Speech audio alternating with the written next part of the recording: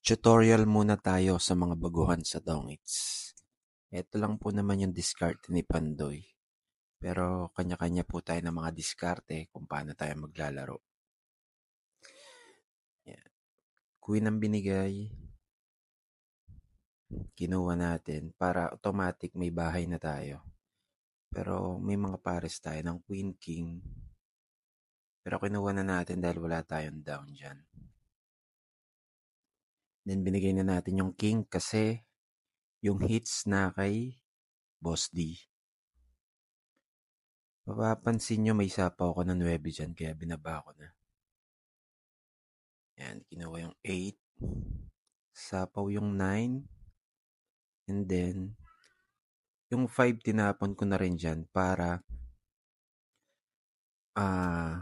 bigyan tayo ng 5 ni Boss D. Nagpapasingko tayo dahil may 5 tayo na heart na kailangan. Okay lang naman bigyan natin si Budang. Kasi si Boss D ang hater. Dito nyo mapapansin nyo, dalawang puro natin is it's jack na bulaklak and then 5 heart. Pwede tayo magdalawang puro dito. Pwede rin naman tayo magtapon ng 10 or win. Pero dito nabunot natin yung 5 na heart. Yan. Sapaw yung dos dyan eh. And then mapapansin nyo, tinapon ko yung 10 dito para permisan si Budang. Kasi nagtapon siya ng 10. And then yung 9 na bulaklak nasa tabi niya. Kaya mahirap na chance na kunin niya yun. Kaya 10 yung binigay ko. And then nagtapon din siya ng 10.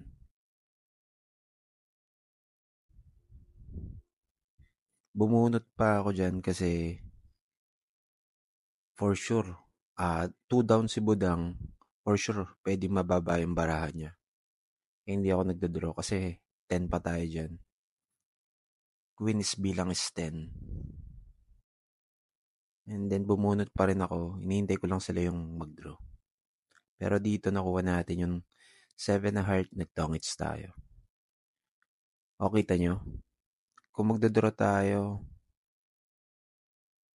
panalo rin. Pero 2 down yung kalaban kaya medyo mahirap mag-draw dyan. Yun lang. Salamat, Lods.